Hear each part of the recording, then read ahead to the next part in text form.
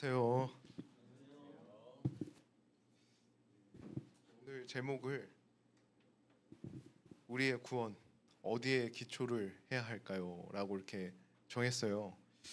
그래서 저번에 이제 한 아담과 그 예수님의 두 아담에 대해서 또 이제 이어서 그리스도를 충분한 복음에 대해서 좀 더 이해할 수 있도록 말씀을 준비했습니다. 주제 성경절 한번 다 같이 읽겠습니다. 시작. 내가 진실로 진실로 너에게 이르노니 내 말을 듣고 또 나 보내신 이를 믿는 자는 영생을 얻었고 심판에 이르지 아니하나니 사망에서 생명으로 옮겼느니라. 요한복음 5장 24절 말씀. 그래서 오늘 이렇게 나눌 말씀이요, 또 중요한 말씀입니다. 이제 혹시 이런 생각 해보셨어요? 항상 이게 아침하고 저녁 때 이제 기도하고 자잖아요. 근데 저녁 때마다 이제 기도하면서 잘 때 우리가 또 회개 기도를 하잖아요. 오늘 하루를 돌아보면서 내가 오늘 하루 내가 정말 충분히 내가 잘하고 있는지, 만약에 오늘 예수님이 오신다면은 나는 이렇게 주님과 같이 구원을 받을 수 있을까? 좀 밤마다 그런 고민에 기도할 때가 있습니다. 근데 저만 그런 게 아니고요. 오랫동안 교회를 다니신 분들은 다 비슷할 거라고 생각합니다. 기도하면서 또 하루를 마치면서 또 하나님께 또 회개 기도를 드리잖아요. 그러면서 이제 생각하죠. 내가 열심히 했는가? 내가 기도를 충분히 잘 드렸는가? 봉사하고 또 이렇게 하나님께 또 이렇게 헌신했는가? 그런데도 여전히 좀 불안할 때도 있고 또 이렇게 조바심이 들 때도 있습니다. 저도 그렇습니다. 저도 이제 어쨌든 수석 집사였어요. 대전국제교회 있을 때까지 수석 집사였는데 갑작스럽게 이제 전도사가 이제 됐잖아요. 그러니까 내가 이 앞에 서서 말씀을 이렇게 준다는 게 이게 부담이 있을 수 있습니다. 내가 그만큼 내가 이 자리에 설 수 있는 충분한 자격과 준비를 갖췄나, 그런 생각이 늘 이렇게 마음속에 들 때가 있어요. 근데 내가 더 열심히 하려고 하고 더 노력하려고 하면 할수록요, 겉으로는 봤을 때는 이렇게 그럴듯하게 보이는데 또 마음 한쪽에는 공허하고 뭔가 부족한 것 같은 그런 마음이 들 때가 있어요. 근데 그럴 때마다 하나님께서는 저에게 항상 이런 질문을 하시더라고요. 내 마음, 내가 이 앞에 서서 말할 때 내 믿음과 또 복음이 누구의 기반이 되어 있는가? 그런 생각이 이제 제 마음속에 계속 성령을 통해서 듭니다. 예수님을 바라보고 내가 이 말씀을 주는 건가? 예수 그리스도를 생각하고 그 십자가를 마음에 새기면서 말하는 건가? 아니면 내가 더 이렇게 더 인정받기 위해 더 이렇게 노력하면서 내 관점에 더 이렇게 치중하고 있는가? 그런 생각을 하면서 오늘 이 기반이 내가 어디에 써 있는지 그걸 함께 보고자 합니다. 이 객관적 복음에 대해서 혹시 들어보셨나요? 객관적 복음. 네. 그래서 이거에 대해서 좀 더 이해를 하셨으면 해서 제가 이렇게 준비를 했습니다. 객관적 복음은요, 이미 완성된 복음을 말하는 것입니다. 이미 완성된 것. 하나님께서 이미 이루신 그 복음. 그래서 제가 이거를 말하는 게 되게 어렵게 생각하시면 안 돼요. 하나님께서 그리스도 안에서 이미 우리를 위해서 이미 완전하게 이루어 놓으신 그 구원을 말하는 게 이제 객관적 복음입니다. 그래서 여기서 중요한 말은요, 이미라는 말이에요. 이미. 그러니까 이 구원이 어쨌든 우리가 믿기 시작한 그 전부터, 태어나기 전부터 이미 완성된 복음이라는 겁니다. 생각해 보시면요, 하나님께서 온 인류를 저번에 얘기했죠. 그리스도 안에 넣으셨어요. 이 두 아담을 얘기했을 때. 그래서 예수님이 우리를 대표해서 십자가에서 이 모든 죄값을 단 한 번에 치르셨습니다. 근데 여기에 우리가 한 어떠한 역할이 있나요? 아무것도 없죠. 아무것도 없어요. 제로입니다. 우리가 태어나지도 않았을 때, 우리가 선택하지도 않았을 때 하나님께서는 일반적으로 전적으로 이루어 놓으신 이 구원을 말합니다. 예수님께서 이 십자가에서 하신 일을 이렇게 생각해 보면은 정말 이 하나님 앞에 서신 거예요. 하나님 앞에 서서 내 이 피로 충분합니까? 네, 충분하죠. 예. 그래서 그 하늘의 그 권세를 받으셔서 우리에게 뭔가를 이렇게 묻는 게 아닙니다. 그 보혈의 피가 충분한지 그 십자가를 통해서 보여주셨어요. 근데 이것이 이제 객관적인 복음입니다. 그래서 이게 법적으로도 우리가 하나님 앞에 그 의롭게 설 수 있는 것은 우리가 어떠한 노력 때문에 어떠한 그런 우리가 뭘 했기 때문이 아니라 오직 이 객관적인 복음이 그리스도의 보혈 때문이라는 것을 우리가 기억했으면 좋겠어요. 공로가 단 하나도 들어간 것이 없습니다. 오직 그냥 순수하게 유일하게 우리가 구원을 받을 수 있는 이 근거가 바로 이 객관적인 복음입니다. 그래서 제가 하나를 또 예로 쉽게 좀 설명하고 싶은 게 이렇게 보면은 제사를 드리는 이 제사장의 모습인데 이 구약의 제사를 좀 더 이해하면요 이 객관적 복음을 좀 더 쉽게 이해할 수 있습니다. 그다음에 이제 주관적 복음을 얘기하려고 하는데요. 이 제사에는 이 두 가지 종류가 딱 있어요. 제사장이 매일매일 제사를 드려요. 아침하고 오후에 제사를 드리는데 아침 한 9시에서 그 시간을 보니까 한 3시, 오후 3시 정도 이렇게 매일 제사를 드려요. 이 제사가 백성들이 알든 모르든 그들이 믿든 안 믿든 매일매일 꾸준히 드리는 제사입니다. 그래서 제사장이 안수하고 그 제사장이 양을 잡고 이렇게 속죄하는 걸 드리는데 근데 이게 객관적인 복음에 대한 모형이에요. 근데 이제 백성들도 이 개인적으로 이제 어쨌든 드리는 제사가 있어요. 근데 이 어떨 때 이 백성들이 제사를 드리려고 할까요? 하나님의 그 사랑이요, 그 마음의 그 복음의 빛이 이 마음에 비치면은 죄를 깨닫게 돼요. 그러면 그 죄를 깨닫고 우리가 뭐 하고 싶은 거죠? 회개하고 싶은 그런 마음이 드니까 그래서 이 양을 들고 나가는 것입니다. 그래서 이게 우리가 알아야 될 주관적 복음에 대한 모형입니다. 그래서 이게 되게 중요합니다. 그래서 우리가 이 백성이 드리는 이 제사, 이게 제가 이렇게 사진을 보여준 이 제사는요, 어쨌든 구원에 대한 근거가 아니라 하나에 대한 증거입니다. 근거가 될 수 없어요. 근데 제사장이 이미 드린 제사는요, 아까 얘기한 객관적 그 복음에 대한 그 객관적인 속죄가 이루어졌고, 이 백성이 개인적으로 이렇게 양을 들고 이제 나가잖아요. 끌고 가는데 이 구원은 개인적으로 경험하고 받아들이는 체험입니다. 그래서 객관적인 복음은 굉장히 완전해요. 그리스도께서 이미 이루셨기 때문에. 그러나 여기에는 그래서 불완전성이 거의 없습니다. 아예 없습니다. 왜 그러면 모든 범위가 모든 인류에게 속한 거기 때문에. 근데 제가 이제 얘기할 이 주관적 복음은요, 내가 예수님을 영접할 때 그 우리 경험에서 내 안에 들어오는 그 그리스도가 있잖아요. 내 안에 내가 체험한 그리스도, 내가 만난 그리스도. 근데 이게 우리의 삶에서 성장하는 과정에서 계속 있는 거잖아요. 내가 거듭난 이후에도 내가 그 경험을 해도 계속 그 자라나는 그 과정에서 이 부족한 완전할 수가 없어요.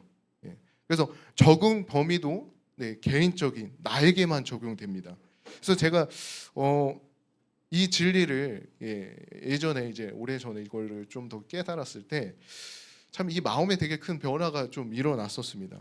내가 이 구원에 대한 근거를 내가 잘못된 곳에 이걸 두고 있었구나. 내가 얼마나 잘했는지, 내가 얼마나 변화됐는지, 그런 것들을 구원의 그 증거가 아니라 하나의 구원의 조건처럼 생각했던 적이 있었습니다. 근데 그때부터 어쨌든 이걸 이해하고 나서 제 이 마음에 이런 시선들이 바라보는 관점이 좀 달라지기 시작했어요. 그러니까 나를 바라보는 게 아니라 누구를 바라보게 되죠? 그렇죠. 하나님, 예수 그리스도를 좀 더 바라보게 됐습니다. 그래서 이 복음은요, 이 여기서 나온 그 하나님의 복음이 우리의 마음에 실제로 여기 안에 비춰가지고 우리가 이 죄를 깨닫고 회개하고 예수님을 구주로 영접하는 하나의 그 경험을 말하는 것입니다. 그래서 그 이후에 일어나는 내 삶에서 일어나는 계속되는 그 변화를 이야기하고 있어요. 그래서 이 과정은요, 우리가 잘 아는 이 성령님께서 우리 안에 계속해서 이뤄가는 작업이에요. 거듭남 이후에도요 계속해서 평생에 자라나가는 그 과정이기 때문에 이 부분은요 진행 중이고 늘 불안합니다. 그래서 한 청년이 저에게 이런 거를 또 물었었어요. 객관적인 구원으로 내가 구원을 받는데 그러면 왜 이 주관적 구원이 이게 과연 이게 필요한가? 이런 질문을 이제 들었던 적이 있었는데 제가 거기에 뭐라고 말을 했었게요. 그 구원을 체험하는 것입니다. 이 주관적 복음이 있는 이유는 체험하는 거예요. 아 이게 구원이 이런 거구나. 이게 어떤 거구나. 어떻게 이 사랑이 어떻게 해서 흘러가는구나. 이게 천국에서 말하는 이게 기쁨이 있는 거구나. 하나님이 말하는 이 평안이구나. 그래서 이 구원의 세계를 경험하는 것입니다. 주관적 복음은. 그래서 이 내 안에서 이 변화되는 이 열매가요. 이 구원의 근거가 아니라 하나의 증거가 되는 것입니다. 그래서 내가 어떠한 그 노력 때문에 착해서 내가 어떤 행위 때문에 구원받는 게 아니라 구원 받았기 때문에 내가 점점점 변화되는 것을 말하는 것입니다. 이게 우리가 잘 아는 성화의 하나의 과정입니다. 그 로마서를 보면요, 굉장히 그 내용을 보면은 정말 설명이 너무 잘 나와 있는데 한 6장까지 보면 한 칭의의 과정이 나오고요. 그 이후부터는 계속해서 그 성화의 과정이 한 13장까지 나왔던 걸로 내 기억해요. 그래서 그 열매의 증거가 구원의 근거가 아니고 공로도 아닙니다. 만약에 우리가 그 어떠한 내가 얼마나 내가 이렇게 뭐 경건하게 내가 살고 있는지, 내가 얼마나 헌신한지, 성경을 내가 이만큼 연구하고 봤는지로 구원의 기준으로 삼으려고 하면은 예수님께서 지금까지 이루어놓은 그 어떠한 그 사역에 계속해서 나의 노력을 더하려고 하는 거예요. 그게 율법주의입니다. 복음이 왜곡되는 것입니다. 그래서 우리가 잘 아는 그 갈라디아 교회가 있잖아요. 잘못된 복음이 들어왔어요. 자꾸 이 뭔가를 더하려고 해요. 예수님을 믿고 또 뭘 하려고 하지? 할례를 해야지 이렇게 하면서 그리스도만으로도 그들이 이제 충분하지 못한 것입니다. 그래서 이 객관적인 제가 말한 이 복음과 이 주관적인 이 복음을 이 개념을 우리가 선명하게 분명하게 알고 있어야 됩니다. 이거를 만약에 우리가 자꾸 헷갈리게 되면요, 내 구원의 근거가 자꾸 이제 주관적인 행위로 근거해서 내가 구원을 받는다 이렇게 뭔가 한 것으로 받으려고 하는 생각을 갖게 됩니다. 그러면 안 됩니다. 우리의 철저한 구원의 근거는요 객관적 복음이 돼야 됩니다. 그래서 이걸 한번 다 같이 한번 읽겠습니다. 시작. 첫째, 객관적 복음, 그리스도께서 이미 완성하신 구원. 둘째, 주관적 복음, 우리가 경험하는 구원. 셋째, 우리의 근거는 오직 객관적 복음. 제가 하나 질문을 하나 드리자면요, 예수님께서 이미 2000년 전에 이미 이루신 그 십자가에서 하신 일들이 지금이 지금 한 21세기인가요? 아무튼 지금의 세계에 나와 무슨 상관이 있나? 이런 질문을 옛날에 이렇게 많이 들었던 적이 있습니다. 근데 이 질문에 대한 정확한 대답을 하지 못하면요, 객관적 복음이 아무리 완벽을 해도 아무리 말을 잘해도 소용이 없습니다. 그래서 이거에 대해서 제가 이걸 좀 더 설명하고 싶은 내용이 이제 히브리서 7장에 있는 내용인데요. 이게 되게 신기한 내용이 나옵니다. 그래서 성경에 보면은 이 히브리서 7장이 좀 이게 이해할 수 있는 정말 중요한 내용이 나오는데 7장 1절 다 같이 한번 읽겠습니다. 시작. 이 멜기세덱은 살렘 왕이요 지극히 높으신 하나님의 제사장이라. 여러 왕을 쳐서 죽이고 돌아온 아브라함을 만나 복을 빈지라. 이 멜기세덱이라고 혹시 들어보셨어요? 분명히 아실 거라고 생각합니다. 성경에 많이 나오진 않고요. 이게 보니까 딱 2번 나오더라고요. 창세기 14장과 여기 지금 히브리서 7장에 이렇게 나오는데 아브라함 우리가 잘 알잖아요. 이 믿음의 조상이고, 그래서 이 내용을 보면 이렇게 전쟁에서 이제 돌아가다가 이제 돌아온 게 아브라함을 만나 이제 복을 빈 이 모습이 딱 보이죠.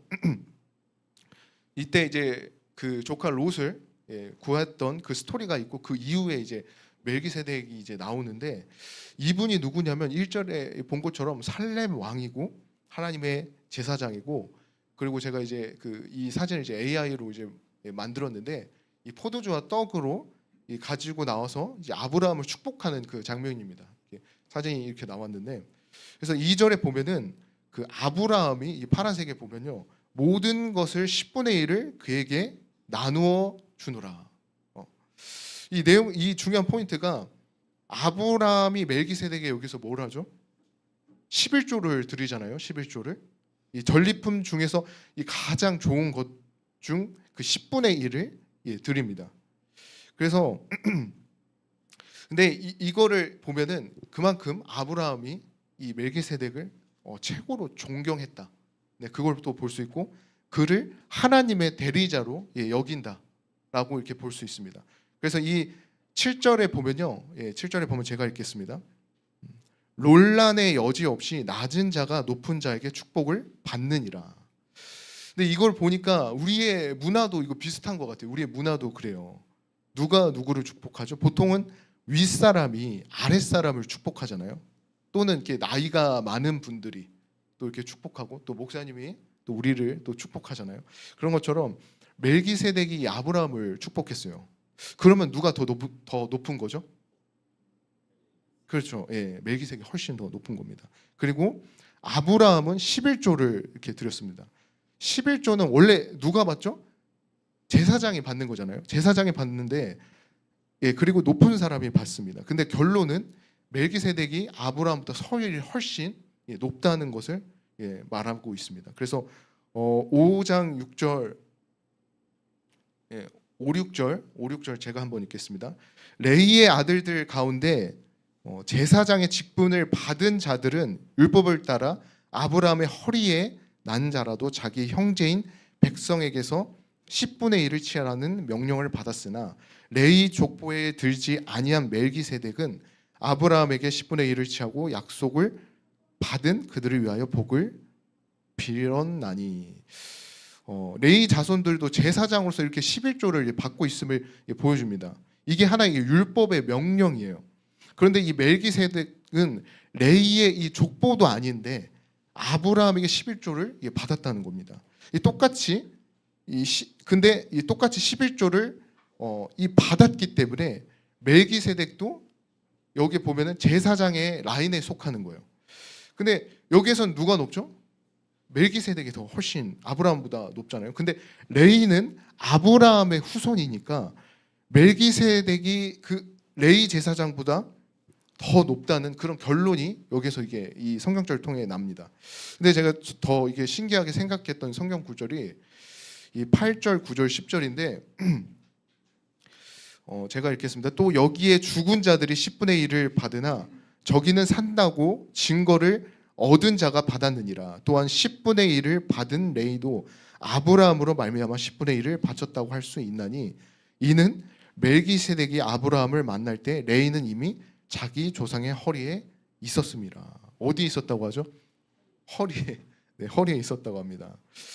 네, 이게 참 레이도 이미 11조를 드렸다고 이렇게 이 성경절에 나오죠. 레이는 아직 여기선 태어나지도 않았는데 아브라함과 이삭과 야곱 그리고 레이는 그 야곱의 셋째 아들이잖아요. 근데 아직 태어나지도 않았지만은 성경은 뭐라고 하죠? 레이도 11조를 드렸다. 어떻게 해요? 아브라함을 통해서. 왜? 마지막에 나오죠. 허리에 있었으니까. 아직 태어나지도 않았는데 아브라함 허리에 있었으니까. 제가 이거를 쉽게 좀 더 쉽게 하나의 그 얘기를 하자면 여기 다들 군대 다 갔다 오셨죠. 네, 남자분들은 다 갔다 오시고 경험을 했을 거라고 생각이 듭니다. 근데 이 부대에서 한 사람이 만약에 잘못을 하면은 어떻게 되죠?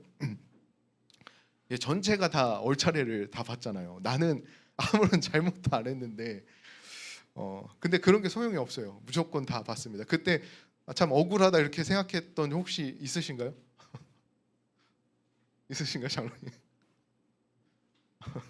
네, 어쨌든 그렇습니다. 그래서 공동체성이 있는데 학교에서도 그래요. 늘 저도 참 학교 다닐 때도 항상 이 도난 사건이 꼭 일어나더라고요. 초등학생 때도, 중학생 때도, 고등학생, 대학생 때도 늘 일어났는데 그때마다 항상 이제 전체가 이제 벌을 받고 제일 기억이 나는 것은 반성문을 전체가 썼던 저기 기억이 납니다. 그래서 이게 다 연대 책임이고 다 공동체성 이라는 것입니다. 그래서 이 히브리 이 문화를 보면요, 이 개념이 굉장히 강력했어요. 대표자가 한 일이 공동체 전체가 한 것으로 그렇게 여겼습니다. 그래서 아브라함이 11조를 드렸을 때 아브라함의 그 허리 안에 있었던 아직 태어나지 않았던 레이도 마찬가지로 드린 걸로 인정이 되는 것입니다. 그래서 레이는 존재하지도 않았고 아브라함 안에 그냥 있었던 거예요. 그래서 아브라함이 대표로 서 있었고 그 후손들도 그 안에 포함되어 있습니다. 그래서 이것을 만약에 적용을 한다면은 하나님이 온 인류를 누구에게 넣으셨죠? 그리스도 안에 넣으셨습니다. 저번에 이 설교에 대해서 제가 얘기를 했는데 두 사람 안에 있는 두 인류를 대표해서 이게 설명하는 것입니다. 첫사람 아담에 있는 모든 사람이 죄인이 됐고 둘째 아담 이 그리스도께서 그리스도 안에 있는 사람이 많은 사람의 의인이 됐다고 하죠. 예수님이 십자가에 죽으실 때 우리는 어디 있었을까요? 그러면 그리스도 안에 있었습니다. 우리는 아직 레이가 아직 태어나지 않았지만 아브라함에 있었던 것처럼 우리도 마찬가지로 우리 또 아직도 태어나지도 않았지만은 그리스도 안에 있었습니다. 이게 어떤 의미냐면 그리스도께서 십자가에서 죽으실 때 함께 죽으신 거예요. 그분께서 부활하실 때 우리도 함께 부활한 것입니다. 그분께서 승천하실 때 함께 하는 겁니다. 왜 이게 가능하냐면 그리스도 안에 있기 때문에 가능한 것입니다. 한번 이렇게 생각해 보자고 제가 이거를 만들었는데 만약에 우리 앞에 이렇게 율법이 이렇게 쫙 펼쳐 있습니다. 지금 한 왼쪽에 있는 거는 이렇게 십계명이고 또 하나는 이제 그 유대인들이 지키는 그 율법이 있어요. 근데 그게 율법이 지키는 게 몇 개인가 봤더니 한 613개인가? 되게 많더라고요. 이게 안식일을 지키는 그게 엄청 까다로워요. 한 몇십 미터 떨어진 데 이상으로 가면 안 된다 막 이런 말도 있고 여러 가지가 있는데 만약에 이렇게 검사나 만약에 이게 사단이 우리에게 이렇게 질문한다고 해봅시다. 당신이 이 율법을 다 지켰습니까? 이렇게 질문하면은 내가 뭐라고 대답할 수 있을까요? 다 지켰을까요? 여기서 말하는 이 십계명 외에 다른 다양한 그런 613개가 되는 율법을 다 지킬 수 있을까요? 하나도 그걸 다 지키기는 불가능하죠. 근데 만약에 내가 그리스도 안에 있다면은 저는 이렇게 대답을 할 수 있을 것 같아요. 내 힘으로는 내가 이 율법을 다 지키지는 못하지만은 나는 그리스도 안에 있다. 그리스도께서 대표해서 모든 율법을 지키셨다. 그리스도께서 나를 대표하기 때문에 십자가에서 형벌을 받으셨다. 내가 그리스도를 말미암아 의로워질 수 있다. 근데 이런 우리의 삶에 이런 믿음의 고백, 그 담대함이 있어야 됩니다. 제가 이거를 좀 더 깨달았을 때 제 삶의 이 신앙에 있어서 좀 신앙생활이 좀 바뀌게 됐었습니다. 매일 아침에 이렇게 일어나면은 저는 이제 하루 일과를 전날에 이제 계획을 해요. 월화수목금토일 이렇게 딱 해놓고 내가 해야 될 파트를 쭉쭉 교회 일과 가족 일, 개인적 일 쭉 정리해서 내가 오늘 기도를 했는지 말씀 묵상을 했는지 예언신을 보고 성경을 봤는지 이렇게 체크를 하면서 오늘 내가 이렇게 못했네 이렇게 돌아보고 했었는데 근데 이거를 생각을 하고 나서는 이렇게 고백합니다. 아침마다 나는 오늘도 그리스도 안에 있다. 내가 어제 뭐를 했든 안 했든 오늘 내가 뭘 하든 안 하든 난 여전히 그리스도 안에 있다. 그리스도께서 오늘도 내 안에서 여전히 일하고 계신다. 계속 그런 생각으로 시작을 하고 마무리 짓습니다.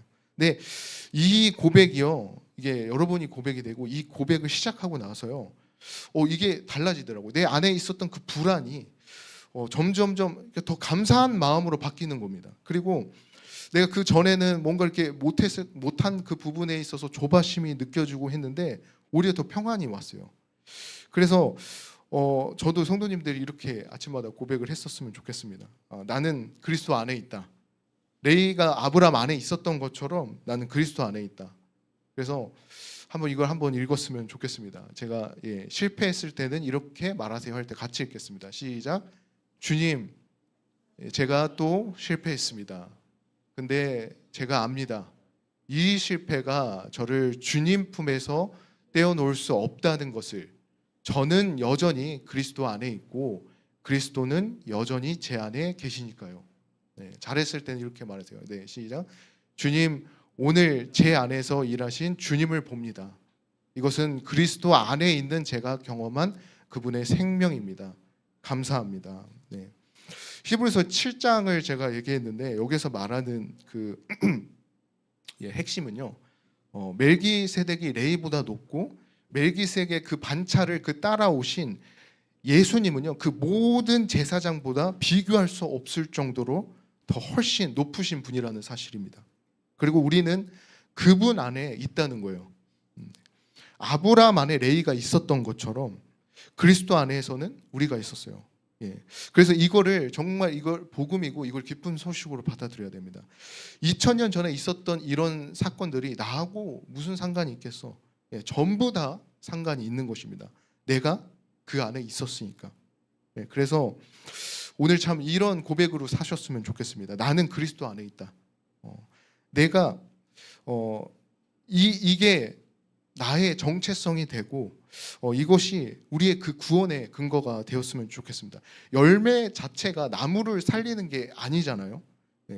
열매가 나무를 살리는 게 아니라 나무가 살아있으니까, 그 나무의 기둥이 살아있으니까 열매가 맺혀요. 그래서 근데 이 순서를요, 만약에 내 신앙에서 거꾸로 생각을 하게 되면은 내 신앙을 두려움 안에서 신앙하게 됩니다. 저도 이제 최근에도 이렇게 어떤 청년들도 이렇게 막 상담을 받을 때가 있는데 그 재림교회 청년들을 보면서 왜 저렇게 제대로 지키지 않은 거지? 저 형제는 구원받기 어렵겠구나, 이런 질문을 하는 청년도 있었고요. 예전에 이제 대형교회에서 이제 전도사를 했을 때도 저 수백 명 가운데 구원 받을 수 있는 사람은 5명밖에 안 된다라고 부목사님이 저한테 이렇게 얘기했던 기억이 있습니다. 근데 그런 얘기를 들으면 내가 좀 더 모자라고 부족하고 내가 잘 못하면은 이렇게 구원을 못 받는 건가, 그런 생각을 했던 적이 있는데, 근데 그런 불안, 그런 걱정보다는 내가 그리스도를 바라보고 이 그리스도 안에 있는 이 십자가의 진리를 이해했을 때 정말 이 명확한 답이 있어요. 이 성경에서 말하는 이 그리스도의 십자가 안에서 모든 죄가 심판받았습니다. 만약에 그렇지 않다면요, 예수님은 한 번으로 죽는 게 아니라 우리를 위해서 여러 번 죽으셔야 됩니다. 또 죽고 또 죽으셔야 돼요. 근데 마지막 심판에서 우리가 우리의 사람을 그 갈라놓는 결정적인 그 기준은요, 내가 그리스도를 끝까지 받아들이지 않는 것입니다. 하나 이제 받아들이지 않는 불신이에요. 예수님께서 모든 죄를 이미 용서하셨고, 용서하지 않은 하나의 죄는 그리스도를 내가 믿지 않는 죄입니다. 성화에 내가 실패했다고 구원을 잃어버리는 게 아니라, 내가 그렇게 살지 못해서가 아니라 결국 안 믿어서 멸망받는 것입니다. 그러나 우리가 중요하게 생각할 것은요, 그러나 믿는 자에게 성화는 필연적인 열매입니다. 반드시 참된 믿음에는요, 삶의 열매를 낳습니다. 그리고 그 열매의 그 양과 그 속도는 사람마다 다 달라요. 이 사과를 보면은 작은 사과도 있고 큰 사과도 있고 색깔이 다 다르잖아요. 어떤 사과는 노란색도 있고 파란색도 있고 초록색도 있고 다양한 사과가 있다고 했습니다. 근데 그 크기가 아니라 그 종류입니다. 그래서 내가 그 어떤 내가 성화를 잘해서 내가 구원받는 게 아니라 이미 나에게 주어진 구원 때문에 내가 그 성화의 길 가운데 서 있다. 내가 오늘 실패해도 실패 자체가 내 구원을 무너뜨리는 것이 아니라 다만 그 실패 속에서 나는 여전히 그리스도 안에 있기 때문에 그분을 계속 붙잡으려는, 그분의 손을 내가 끝까지 붙들고 있는가, 그리고 그분의 복음을 내가 버리지 않고 있는가, 그게 우리가 가져야 될 마음입니다. 그래서 이 고백이 이게 내 마음에 새겨지면은 죄를 어떻게 생각하죠? 절대 가볍게 생각하지 않아요. 내가 그 죄를 바라볼 때 오히려 그 죄를 보면은 더 깊게 애통하게 되어 있습니다. 내가 이토록 완전한, 정말 이 완전한 사랑이잖아요. 이 예수 그리스도 안에 있는 우리에게 값없이 주는 그 구원이 완전한 그 사랑 앞에 내가 어떻게 죄를 가볍게 여길 수 있을까요? 네. 그래서 정말 우리에게는 그리스도 한 분으로 정말 충분합니다. 구원의 확신은요, 그리스도 한 분으로 충분해요. 예수님을 보면서 내 노력 플러스 내 헌신 플러스를 하면 안 돼요. 계속 나 자신을 보는 게 아니라 예수 그리스도를 바라봐야 됩니다. 나를 보면은 처음에 제가 얘기했듯이 내 부족함, 실패, 나는 여기에 서 있을 자격이 있는가, 계속 그런 죄만 보여요. 근데 예수님을 보면은 그분이 이뤄놓으신 그 완성된 구원, 그 무조건적인 사랑, 완전한 그 용서가 보입니다. 내가 지쳐 있을 때, 영적으로 내가 힘들고 죄책감에 있을 때, 그때 우리는요, 나를 보는 게 아니라 예수님을 바라봐야 돼요. 그분 안에 있는 참된 평안과 그분 안에 있는 확신이 들어 있습니다. 그래서 이거를 한번 같이 한번 읽겠습니다. 네, 시작. 내 열매를 보고 안심하지 말고 나의 독생자 예수 그리스도를 바라보자. 내 부족함으로 가득한 모습을 붙잡지 말고 흠없고 완전하신 나의 어린 양 예수 그리스도를 붙들자. 나를 대신해 이미 그 자리에 서 계신 그리스도의 품 안으로 다시 들어오자. 네, 그리스도의 품 안으로 우리 들어가시겠습니까? 네. 네. 우리의 구원의 근거는요, 오직 딱 한 분에게만 둬야 됩니다. 그리스도 안에 이미 완성된 그 구원, 그리스도 안에서 그 자라가는 주관적 그 복음, 내가 그 감사와 기쁨을 경험하고 체험하기를 저는 바랍니다. 그래서 예수님으로 우리는 충분합니다. 그분 안에 모든 게 다 들어있어요. 그 사실을 내가 믿고 날마다 그것을 붙들고 그 안에 거하면 됩니다. 이게 우리가 알아야 될 복음이고요. 이게 우리가 누군가에게 전해야 될 정말 기쁜 소식입니다. 네, 말씀을 마치면서 기도로 마치겠습니다.